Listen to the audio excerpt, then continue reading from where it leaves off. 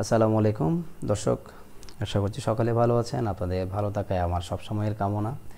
দেশে এবং প্রবাসে যে যেখান থেকে এই মুহূর্তে ভিডিওটি দেখছেন সবাইকে শুভেচ্ছা আবারও, এবং সেই সাথে আমি আপনাদেরকে রিকোয়েস্ট জানাচ্ছি আপনারা ভিডিওটি শেয়ার দিয়ে অন্যকে দেখার সুযোগ করে দিতে পারেন। দর্শক, আপনারা জানেন গত 5 আগস্ট 2024 সাল বাংলাদেশের একটি রাজনৈতিক পরিবর্তন হয়েছে, অর্থাৎ রাজনৈতিক পটভূমি পরিবর্তনের ফলে একটা সরকারের পরিবর্তন হয়েছে। 8 আগস্ট একটি সরকার ক্ষমতা গ্রহণ করে, যাকে আমরা বাংলাদেশের অধ্যায়ে অন্তর্বর্তী সরকার হিসাবে চিনি, এবং বর্তমানে যিনি বাংলাদেশ পরিচালনা করছেন। এর আগে যে সরকার ছিল গত 1 বছর আগে, সেই সরকার বাংলাদেশ আওয়ামী লীগ সরকার, অর্থাৎ আওয়ামী লীগের সরকার, শেখ হাসিনার সরকার গত 17 বছর বাংলাদেশের নানান পরিক্রমায় তিনি শাসন করেছেন। দেশের আলোচনা সমালোচনায় সব কিছুতে মোটামুটি সফলতায় ব্যর্থতায় 17 বছর পার করেছেন। তো এই ব্যাপারটা আজকে আমরা আলোচনা করছি, যেহেতু ক্ষমতার পরিবর্তনের ফলে একটা অন্তর্বর্তীকালীন সরকার আছেন। এই সরকারটি নির্দিষ্ট সময় পর্যন্ত থাকবেন, এর পরবর্তীতে গণতান্ত্রিক প্রক্রিয়ায় আরও একটি সরকার আসবে। এখন এই সরকার আসার ক্ষেত্রে অবশ্য নির্বাচন দরকার। নির্বাচনী প্রসেসে গিয়ে গণতান্ত্রিক প্রক্রিয়ায় জনগণ তার সরকার নির্বাচিত করবে, অর্থাৎ জনগণ তার প্রতিনিধি তৈরি করে সরকার গঠন করাবে। তো এই হচ্ছে ব্যাপার। কিন্তু এই ব্যাপারের প্রক্রিয়ার মধ্যে যে একটি রাজনৈতিক দল বাংলাদেশ আওয়ামী লীগ 17 বছর ক্ষমতায় ছিল, এই পুরনো প্রাচীন রাজনৈতিক দলটি আসছে নির্বাচনে অংশগ্রহণ করতে পারছে কিনা, বা রাজনীতিতে ফিরছে কিনা, বা ফেরার সম্ভাবনা কতটুকু এবং বাস্তবতা কী, এই বিষয়গুলো নিয়ে আমরা আজকে আলোচনা করছি। বিশ্বের মধ্যে যতগুলো সরকারের ক্ষমতাচ্যুত হয়েছে, অর্থাৎ সেটা অভ্যুত্থানের মাধ্যমে হোক, যেভাবে হোক, যারা সরকার পতন ঘটিয়েছেন এবং যে সরকার পতন হয়েছে সেই সরকার ফিরে আসেনি খুব তাড়াতাড়ি সময়ের মধ্যে। যদিও বা রাজনীতি এসেছে সেটা দীর্ঘ পরিক্রমায়, অনেক কি বলে মানে বাধা বিপত্তি বা একটা পর্যায়ে দীর্ঘ সময়ের পর। এখন আওয়ামী লীগের ক্ষেত্রে বিষয়টি কিন্তু ফিরে আসার সম্ভাবনা এবং বাস্তবতা বাংলাদেশের নিরিখে এই জিনিসগুলো আমাদেরকে একটু দেখতে হবে। কারণ বাংলাদেশের মধ্যে সবচেয়ে পুরনো এবং প্রাচীন দলের মধ্যে বাংলাদেশ আওয়ামী লীগ একটি, এবং তার রাজনৈতিক সংগ্রাম রয়েছে, এবং সর্বোপরি বাংলাদেশের যে স্বাধীনতা যুদ্ধ সেখানে তার একটি অবদান আছে। এবং সে দলের যিনি নেতা ছিলেন বঙ্গবন্ধু শেখ মুজিবুর রহমান, তিনি বাংলাদেশের অবিসংবাদিত নেতা, অর্থাৎ দীর্ঘ সংগ্রাম এবং সংস্কৃতি এবং বৈশ্বিক পরিচিতি শক্তি, এবং তার সারা বাংলাদেশ জুড়ে মানে কর্মী রয়েছে, অর্থাৎ কর্মী, নেতাকর্মী, সমর্থক রয়েছে, এবং ব্যাপক একটা জনগণের প্রতিনিধিত্ব করে। এই জায়গা থেকে যদি আমরা চিন্তাভাবনা করি, তাহলে এখানে একটা সম্ভাবনাময় আছে ফিরে আসার। এখন এই ফিরে আসাটা খুব ইজি নাকি বাংলাদেশের বর্তমান যে বাস্তবতা, সেই বাস্তবতার নিরিখে যদি বলি, তাহলে বর্তমানে যে পরিক্রমার মধ্য দিয়ে আওয়ামী লীগ তার রাজনৈতিক কর্মসূচি বা রাজনৈতিক কার্যক্রম অতিবাহিত করছে, এটা খুবই কি বলবো মানে ক্রিটিক্যাল একটা টাইম তারা পার করছে। অর্থাৎ বর্তমানে বাংলাদেশে আওয়ামী লীগ একেবারে বলতে গেলে তার কার্যক্রম চালানোটা সরকারি নিয়ম অনুযায়ী এটা সাময়িকের জন্য স্থগিত আছে। তো এই স্থগিত থাকার কারণে আওয়ামী লীগ তার স্বাভাবিক যে কার্যক্রম, সে কার্যক্রম চালাতে পারছেন না, এবং পারার কার্যক্রম চালানোর এখনও পর্যন্ত মানে স্বাভাবিকভাবে তার কার্যক্রম চালানোর জন্য অনুমতি সরকারের নেই। তো সেই ক্ষেত্রে আবার তাদের বিরুদ্ধে যে এলিগেশন, এই এলিগেশনগুলো কিন্তু কোর্টে তুলেছে এবং সেগুলোর বিচার চলছে। সব মিলিয়ে রাজনৈতিক অঙ্গন থেকে প্রত্যেকটা আন্দোলনের স্টেক হোল্ডার যারা আছেন তারা আওয়ামী লীগের বিচার চান এবং আওয়ামী লীগের নিষিদ্ধকরণ চান এবং সেই সাথে আওয়ামী লীগের বিচার না হওয়া পর্যন্ত তারা বাংলাদেশে আওয়ামী লীগের রাজনীতি চান না এবং কেউ কেউ আছেন আওয়ামী লীগের রাজনীতি টোটালি কবর দিয়ে দিতে।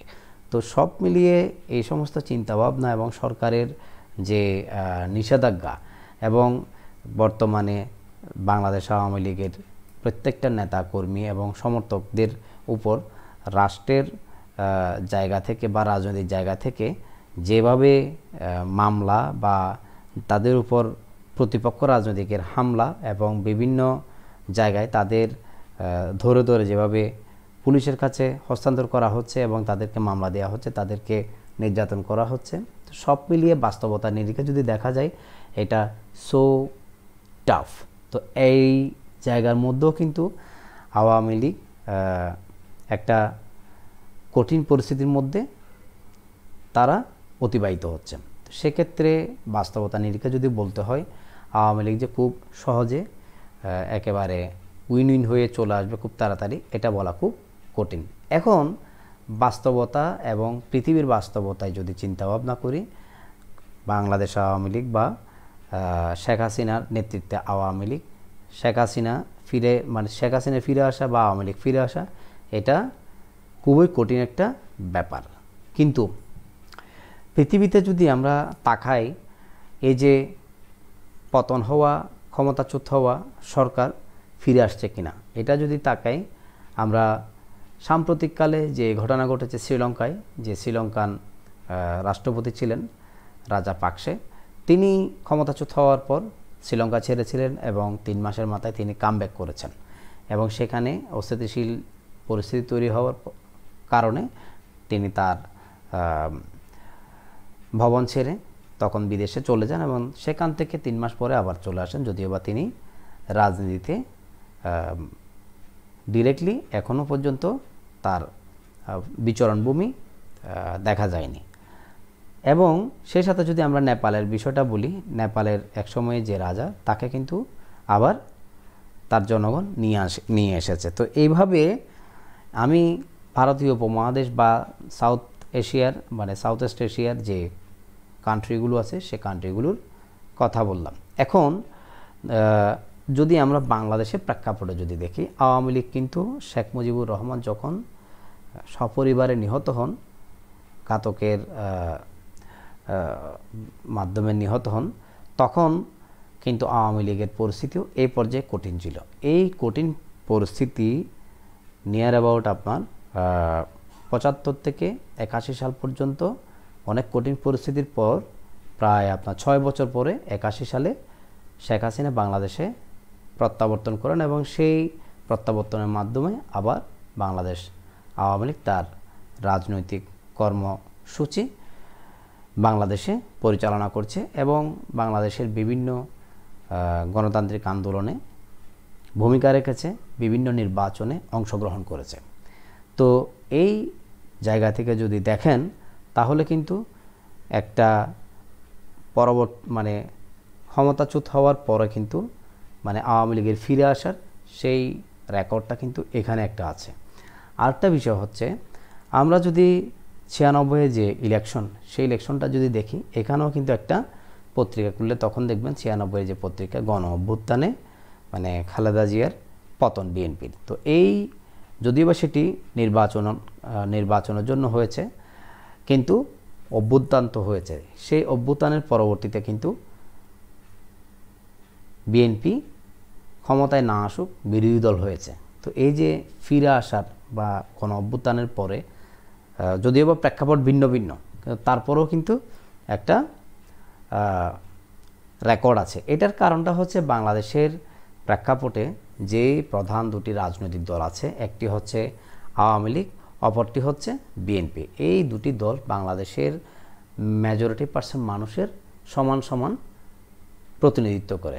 আংশিক বেশ কম থাকতে পারে, হয়তো বা আওয়ামী লীগ পুরো দল হিসাবে বা ভোটের রেশিওগুলো যদি আমরা দেখি 2001 সাল পর্যন্ত, সেখানে 41.9% আওয়ামী লীগের ঘরে, 41.23 মেবি বিএনপির ঘরে মোট ভোট ছিল। তো সেই সংখ্যানুপাতিক জায়গা থেকে এটা প্রায় মানে সমান সমান একটা দল, মানে প্রতিনিধিত্বকারী দল। তো এই জায়গায় যদি বলেন কিন্তু তারা কিন্তু রাজনীতিতে কামব্যাক করেছে, তারা রাজনীতিতে সরকার গঠন করতে না পারলেও বিরোধী দল হয়েছে। এখন প্রেক্ষাপট যদিও বা ভিন্ন, কিন্তু ৭৫-এর প্রেক্ষাপট কিন্তু বর্তমান যে প্রেক্ষাপট তার সাথে কোনো ধরনের মানে কি নেই, ব্যাসকম নেই। শুধুমাত্র ব্যাসকম হচ্ছে কি শেখ হাসিনার বিরুদ্ধে যে অভিযোগ, শেখ মুজিবের বিরুদ্ধে সেই অভিযোগের পার্থক্য আছে এবং সময়টাও পার্থক্য আছে। এখানে যে কারণে ঘটনাগুলো বলেছে সেগুলোরও পার্থক্য আছে। কিন্তু এত কিছুর পরও যে আওয়ামী লীগ ফিরবে সেই বিষয়গুলো আওয়ামী লীগের নেতাকর্মীরা যেভাবে ভাবছে কখনো সেটা মানে পসিবল নয়। এজন্য পসিবল নয়, একবার যখন মানুষ ক্ষমতাচ্যুত হয় তখন কিন্তু মানুষের যে চিন্তাভাবনা, যে জায়গাটা, এটা কিন্তু একটা নেগেটিভ হিসাবে দাঁড় হয় এবং দল শক্তিশালী হোক বা বড় হোক বা ছোট হোক, সেখানে যে একটা মনোবলের বিষয় থাকে নেতাকর্মীদের মধ্যে, সেই নেতাকর্মীদের উজ্জীবিত করাটাও কিন্তু খুব কঠিন। এই কঠিন চ্যালেঞ্জগুলো অতিক্রম করে আওয়ামী লীগ ফিরে আসা খুবই চ্যালেঞ্জিং একটা বিষয়। তো এই চ্যালেঞ্জের সাথে আবার রয়েছে প্রতিপক্ষ যারা আওয়ামী লীগের রাজনৈতিক দল রয়েছে, সেই সমস্ত প্রতিপক্ষ দল যারা আন্দোলনের স্টেক হোল্ডার, তারা জানে আওয়ামী লীগ ফিরলে তাদের একটা বিষয় আতঙ্ক কাজ তো অবশ্যই করে। সেই জায়গা থেকে যদি চিন্তাভাবনা করে, তারাও কিন্তু আওয়ামী লীগ না আসার যতগুলো পথ তারা প্রতিবন্ধকতা তৈরি করার, তারা সেটা তৈরি করবে। তো এই যে বিশাল একটা প্রতিবন্ধকতা, বাস্তবতার নিরিখে প্রতিবন্ধকতা এবং আওয়ামী লীগের ফিরে আসা, এটার যদি মানে চিন্তাভাবনা যদি কম্পেয়ার করা হয়, আওয়ামী লীগ ফিরে আসাটা খুবই কঠিন। আবার ফিরে যে আসবে, কীভাবে আসবে সেটা যদি বলতে হয়, আওয়ামী লীগের একটা কি আছে যে ওয়েল অর্গানাইজড একটা দল আছে। আওয়ামী লীগ ওয়েল অর্গানাইজড একটা দল। বাংলাদেশের প্রত্যেকটা পাড়া মহল্লায় তার একটা কি আছে, সুসংগঠিত নেতাকর্মী রয়েছে, সমর্থক রয়েছে। দীর্ঘদিন বাংলাদেশের সরকার পরিচালনায় তারা ছিল এবং বাংলাদেশের ব্যাপক উন্নয়নে তাদের একটা ভূমিকা আছে। শেখ হাসিনা 2010 থেকে 2025 সাল পর্যন্ত বাংলাদেশের কাঠামোগত যে স্ট্রাকচারাল যে ডেভেলপমেন্টগুলো আছে সেগুলো চোখে পড়ার মতো করেছে এবং সেই সাথে বাংলাদেশের অর্থনীতি, বাংলাদেশের জিডিপি, বাংলাদেশের বিভিন্ন শিল্পে মানে কি বলে কৃষি শিল্প, তারপরে আপনার ভারী শিল্প, বিভিন্ন জায়গায় গুরুত্বপূর্ণ স্বাক্ষর রেখেছে এবং এগুলো সফলভাবে তারা কি করেছে। এবং আইন শৃঙ্খলার জায়গায় যদি দেখেন, এখানে যারা বিরোধী মত আছেন তাদের ব্যতীত সাধারণ জনগণের জায়গা থেকে যে বিষয়গুলো আজকে উঠে, এই যে একটা কথা বলা হয় এখন, আগে ভালো ছিলেন, সেই জায়গাতে যদি চিন্তাভাবনা করেন, আইন শৃঙ্খলার টোটালি একটা চেইন অফ কমান্ড ছিল। সেই চেইন অফ কমান্ডের মাধ্যমে বাংলাদেশের পরিস্থিতি মোটামুটি একটা ব্যালেন্স বলা যায়। অর্থাৎ এখনকার যে পরিস্থিতি, সেই পরিস্থিতি থেকে অনেক ভালো আইন শৃঙ্খলা সেটা ছিল এবং আইন শৃঙ্খলার যে চেইন অফ কমান্ড, সেই চেইন অফ কমান্ডের মাধ্যমে একেবারে যে বিশৃঙ্খল পরিবেশ, সেই বিশৃঙ্খল পরিবেশ তো দূরের কথা, একটা শৃঙ্খলার মধ্য দিয়ে দেশ পরিচালিত হয়েছে। এরপরও এমন না যে এখানে বিক্ষিপ্ত কোনো ঘটনা নেই। তো বাংলাদেশের যে ব্যাপার স্যাপার, মানুষের যে কর্মসংস্থানের জায়গা, বর্তমানে যে বাংলাদেশের মানুষের বেকারত্বের হার বেড়েছে, সেই সাথে জিডিপি কমেছে এবং আইন শৃঙ্খলার অবনতি হয়েছে এবং সেই সাথে প্রতিপক্ষ যে সমস্ত রাজনৈতিক দল রয়েছে আওয়ামী লীগের, তারা আওয়ামী লীগের উপর যে সমস্ত মজলুম মানে জুলুম অত্যাচার বা মব করে যে সমস্ত ব্যাপার ঘটিয়েছে, সেগুলো বাংলাদেশের মানুষের কাছে আওয়ামী লীগকে আবার এক প্রকার সিম্প্যাথির জায়গায় তৈরি করে দিয়েছে। তো এখন এত জায়গাগুলোর যখন একত্রে আওয়ামী লীগ পেয়েছে, এই জায়গাগুলোকে কাজে লাগিয়ে আওয়ামী লীগ ফিরে আসার সম্ভাবনা আছে। এখন আওয়ামী লীগ যদি ফিরে আসে, কি ক্ষমতায় আসতে পারবে? এটা হচ্ছে নির্বাচনের ব্যাপার। জনগণ যদি মনে করে, তাহলে ভোট দিয়ে, ভোটের যদি সেখানে ব্যবস্থা থাকে, আওয়ামী লীগ নির্বাচনে অংশগ্রহণ করার যদি সুযোগ থাকে, সেটা জনগণে ডিসাইড করবে। এটা আগাম বলা খুবই টাফ, কারণ আমি আপনাদেরকে দুটি বললাম, বাস্তবতা, ফিরে আসা এবং বাস্তবতা। বাস্তবতার নিরিখে প্রতিবন্ধকতা কি কি, এবং সেই সাথে আমি আপনাদেরকে সাউথ এশিয়ার, দক্ষিণ পূর্ব এশিয়ার যে দু একটি দেশ এই ধরনের অবস্থা ঘটেছে, সেই জায়গা থেকে আমরা এইগুলো রেফারেন্স টেনেছি, এবং সেই সাথে বাংলাদেশের প্রেক্ষাপটে আওয়ামী লীগের এই ধরনের পরিস্থিতি আজকের নতুন নয়, এবং সেটা 75ও ঘটেছে। তো দুই জায়গায় যদি আমরা কম্পেয়ার করি, তাহলে ফিরে আসার যে পথগুলো আছে এবং এখানে প্রতিবন্ধকতা কী কী, সবগুলো আমি আপনাদেরকে দেখিয়েছি। তো ফিরে আসার জায়গা যেমন মসৃণ নয়, আবার সম্ভাবনা যেগুলো আছে সেগুলো উড়িয়ে দেওয়ার নয়। এখন আপনারা অনেকেই ভাবতে পারেন আমি এই বিষয়গুলো নিয়ে কথা বলছি, হ্যাঁ, যেহেতু আমরা বাংলাদেশের মানুষ, আমরা যেহেতু এগুলো নিয়ে একটু ইন্টারেস্টেড, আমরা যারা কথা বলতে, আলোচনা করতে ভালোবাসি, আমরা মতামত শেয়ার করতে আসি, এই মতামত শেয়ার করার মাধ্যমে আপনাদের সাথে কথা বলার সুযোগ পাই। আপনারা আপনাদের যে মতের থাকেন না কেন, আপনারা চাইলে এখানে আপনার যৌক্তিক মতামত তুলে ধরতে পারেন, এবং এটার পক্ষে বিপক্ষে মত দিয়ে এখানে জানাতে পারেন। সবার প্রতি অনেক অনেক ভালোবাসা, অনেক অনেক শুভেচ্ছা। অনেক রাত হয়েছে, আমি আসলে এই প্রোগ্রামটি যখন করা শুরু করেছি রাত অনেক। তো আজকের মতো এখানেই শেষ করতে হচ্ছে। শেষ করার আগে আবারও বলছি, এই বিষয়টি আপনাদের যদি ভালো লেগে থাকে, অবশ্যই লাইক শেয়ার দিতে ভুলবেন না, এবং এই বিষয়গুলো জানার জন্য অন্যকে সুযোগ দিন একটি শেয়ার করার মাধ্যমে। তো আপনাদেরকে এখানে আবার আমি রিপিট করি, সেটা হচ্ছে বাংলাদেশ আওয়ামী লীগ বা শেখ হাসিনার নেতৃত্বে আওয়ামী লীগ সরকার পতনের পর, ক্ষমতাচ্যুত হওয়ার পর ফিরে আসার সম্ভাবনা এবং বর্তমান বাস্তবতা, এবং বাস্তবতার নিরিখে প্রতিবন্ধকতা বনাম সম্ভাবনাগুলোর বিশ্লেষণ এই ভিডিওতে আপনারা পেয়ে যাবেন। অবশ্যই দেখবেন। সবার জন্য ভালোবাসা। আসসালামু আলাইকুম।